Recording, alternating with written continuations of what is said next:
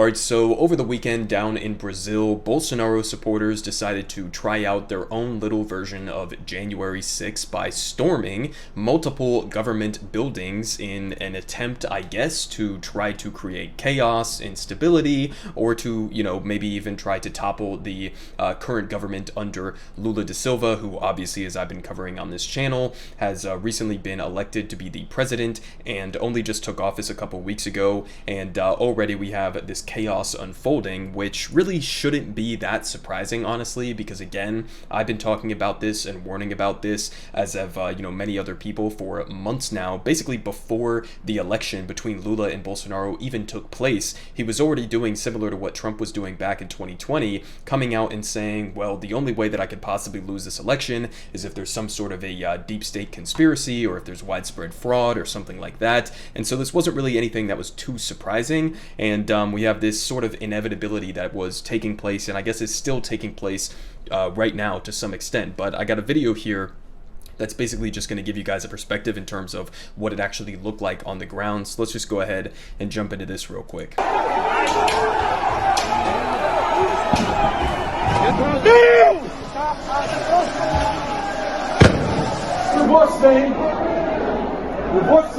Quebraram a mesa. Quebraram aqui tudo já.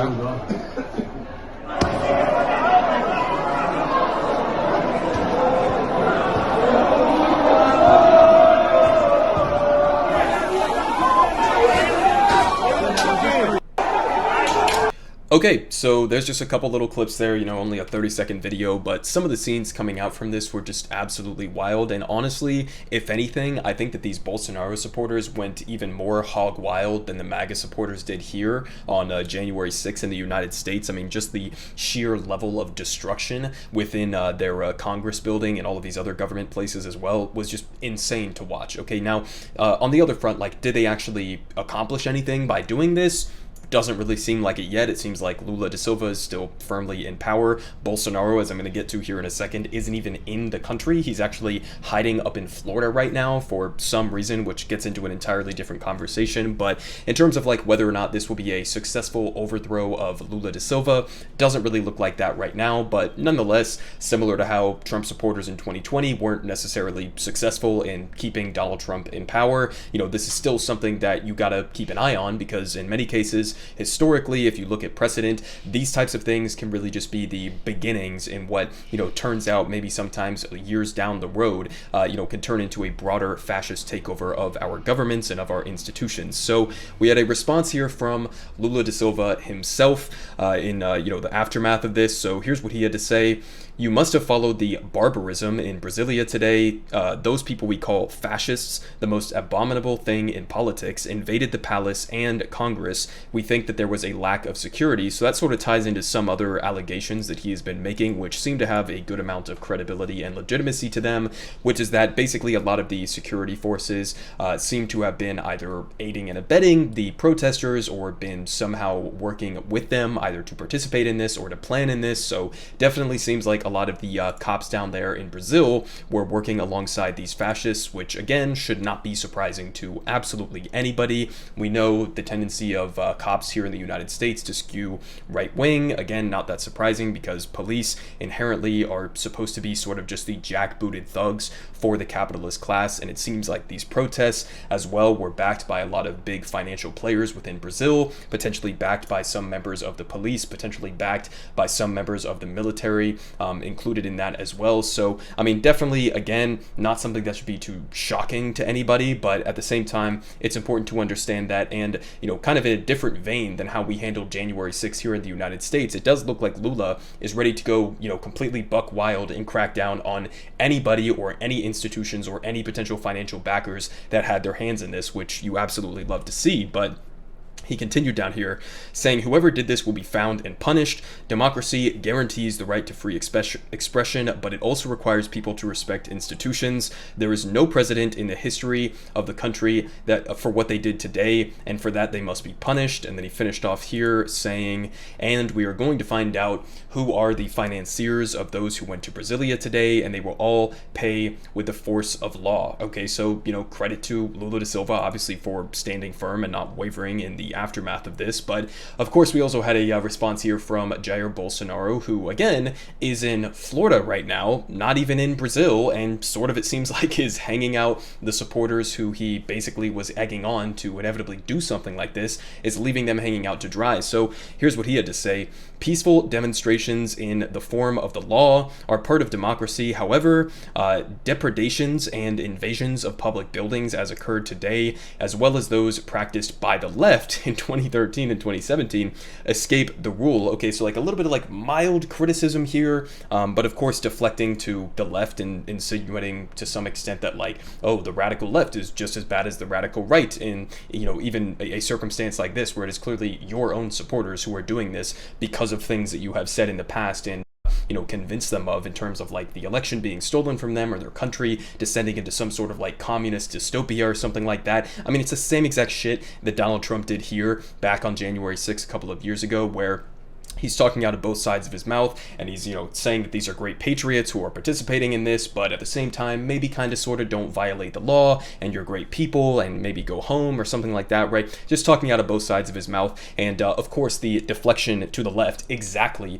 what Republicans have been doing here in the United States. I mean, a not insubstantial portion of Republicans to this day still believe that Antifa was responsible for instigating January 6th here in the United States, and on top of that, if they don't believe that Antifa straight up, you know, caused January 6th to happen, they'll turn around and just deflect to say, oh, well, what about the, you know, chaos and the destruction surrounding the BLM protests and all of that? I mean, that was so much worse than January 6th or whatever. I mean, it's a very similar playbook here that we are seeing unfold down in Brazil. But he continues down here saying, throughout my mandate, and this is just absolutely hilarious coming from a guy like Bolsonaro, but he says, I have always been within the four lines of the Constitution, respecting and defending the laws, bullshit, democracy, bullshit, and transparency of our sacred freedom. Okay, I mean, again, like the idea that Bolsonaro, somebody who is actively trying to undermine the last election, yeah, this guy is a big, you know, defender of democracy. I mean, it's just a complete fucking joke at this point.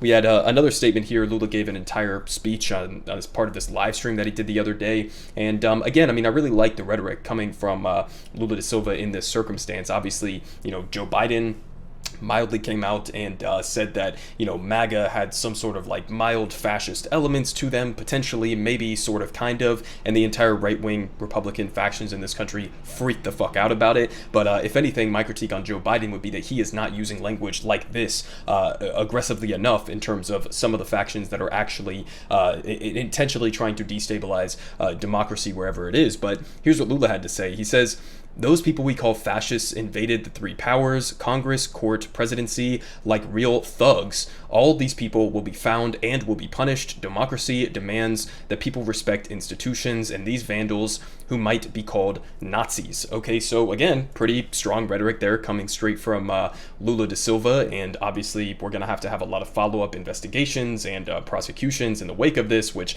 will probably take a long time to actually, you know, sort through, because as he was pointing out before, you could have potential, you know, wealthy players within Brazil that were financially backing this movement. You could have, you know, implications for Jair Bolsonaro himself. You could have, you know, potential implications for police or military members. So it's going to take a while to get through this entire process, but it's good that Lula is at least leaning in a strict crackdown sort of sense right now. But again, I mean, it's kind of just hilarious because at least Donald Trump, when he did his sort of like right-wing hog rebellion or whatever you want to call it on January 6th, at least he was like in the country. Jair Bolsonaro isn't even with his supporters right now. Okay, so he fled to Florida for whatever reason, I don't know, probably or almost certainly because he was trying to avoid being arrested down in Brazil for his complicity in various crimes that he has committed. But he's basically just been chilling in Orlando, just like walking around and hanging out with the locals, I guess, who, of course, in some portions of Florida have very like right-wing, anti-communist, anti-socialist leanings. And so I guess he's just walking around Florida chilling and, you know, hanging out with the locals there instead of being with his supporters who are trying to overthrow the government down in Brazil. But, you know, that's Jair Bolsonaro for you. And we have one more update here that I'll get to in a second on the current status of Jair Bolsonaro. But first, we had a response here from President Joe Biden, which honestly, considering the entire scope of American political involvement in Latin American politics, this is absolutely shocking. Okay, so here from President Biden: I condemn the assault on democracy and the peaceful transfer of power in Brazil. Brazil's democratic institutions have our full support, and the will of the Brazilian people must not be undermined. I look forward to continuing to work with Lula official. Okay, so I mean, listen. Again, this is the bare minimum that you could possibly ask for in a reasonable circumstance, right? We're talking about just recognizing the fact that Lula was legitimately elected and that this is a far-right fascist insurrection, right? So obviously it's the bare minimum you could possibly ask for, but at the same time, again, we're talking about the center of global capitalism. We're talking about the United States, which is meddled in literally dozens of different circumstances within Central and South America, toppling democratically elected left-wing governments, assisting and arming far-right death squads, putting up fascists and propping them up within various countries, including even backing some fascist dictatorships within Brazil itself. So, the idea that you actually have a president of the United States that is sort of using a soft power approach to try to actually defend a democratically elected government in, as this sort of fascist force is pushing against it, it's kind of like a historically remarkable thing to see. And make no mistake about it, if Donald Trump was still in the White House right now, obviously I have my many, many critiques of Joe Biden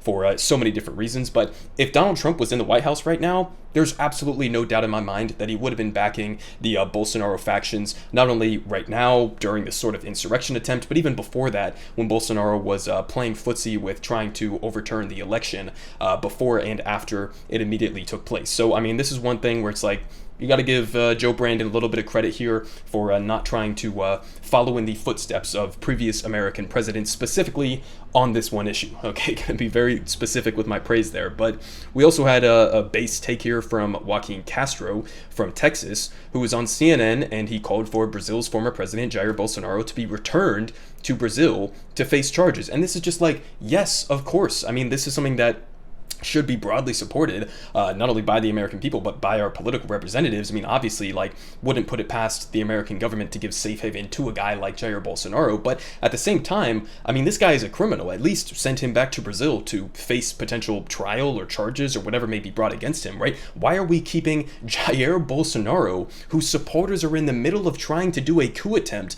against the democratically elected government in Brazil? Why are we allowing this man to just hang out in Florida? I mean, what is he actually doing here? And there could even be deeper questions there in terms of his complicity with helping to plan this attack on the Brazilian Congress and the palace there. There could be potential implications in terms of him and his cohort or his people that are with him here helping to plan and assist in that entire process. So you got to ship him back to Brazil. Why the fuck is he here? Why would we ever give him safe haven? Send him back to Brazil. Let the Brazilian people sort that out how they want to, or whatever their processes dictate. But, it might be a little bit harder to extradite Jair Bolsonaro right now, although I don't know if you would actually need to go through the entire extradition process. I think we could just kick him out of the country, but whatever, kind of a side point here. But as, in typical Jair Bolsonaro fashion, if you guys aren't aware, this man has been hospitalized more than any single human being on the face of the planet that I have ever seen over the last couple of years especially, but he has somehow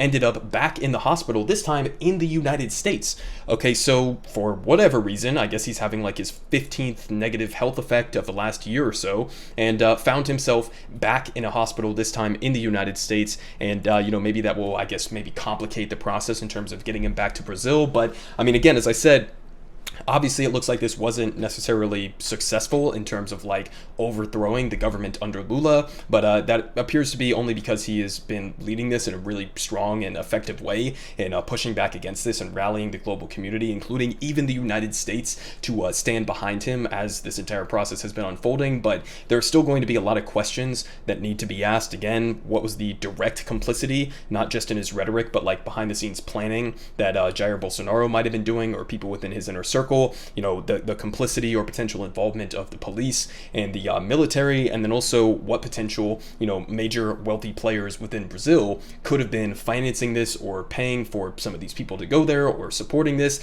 in any capacity whatsoever. And hopefully Lula does follow through on his word and gives them the punishments that they actually deserve for trying to pull some shit like this. Everyone is saying good politic guy has the best politic.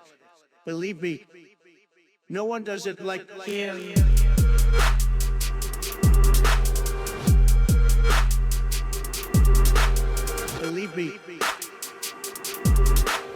Everyone is saying